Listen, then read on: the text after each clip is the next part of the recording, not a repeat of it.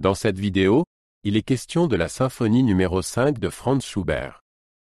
Je t'explique l'essentiel sur l'œuvre et sur le compositeur. Franz Schubert est né à Vienne en 1797.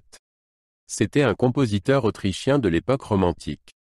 Dès son enfance, il a montré un grand talent musical. Malgré sa courte vie, il a composé plus de 600 lieder, symphonies et pièces de musique de chambre. Il est considéré comme l'un des compositeurs les plus importants de son époque. La symphonie numéro 5 a été composée en 1816, Schubert n'avait alors que 19 ans. Elle porte le numéro de Ré 485 et est en si bémol majeur.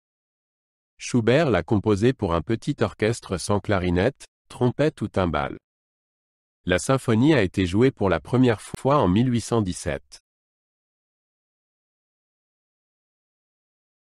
La symphonie numéro 5 est écrite pour un petit orchestre. Elle se compose de 2 flûtes, 2 hautbois, 2 bassons et 2 cors. S'y ajoutent des violons, des altos, des violoncelles et des contrebasses. Cette formation rappelle les orchestres de l'époque de Mozart. Le son est léger et clair. La symphonie numéro 5 se compose de 4 mouvements. Le premier mouvement, Allegro, est vif et mélodique. Le deuxième mouvement, Andante con moto, a un caractère lent et contemplatif. Le troisième mouvement, Menuetto, alterne des passages joyeux et dansants. Le dernier mouvement, Allegro vivace, constitue une conclusion pleine d'élan. Le premier mouvement commence par une mélodie vive et entraînante. Cette mélodie se répète tout au long du mouvement avec différentes variations. Le mouvement est marqué par de brusques changements d'humeur et des éclats dramatiques. Néanmoins, le caractère de base joyeux est conservé. Cela rend le mouvement particulièrement captivant. Le deuxième mouvement est en mi bémol majeur et semble mélancolique et contemplatif. Il commence par une mélodie lente et triste. La partie centrale est en si bémol majeur et offre un contraste plus lumineux. Ensuite, l'ambiance sombre du début revient. Le mouvement se termine doucement et de manière pensive.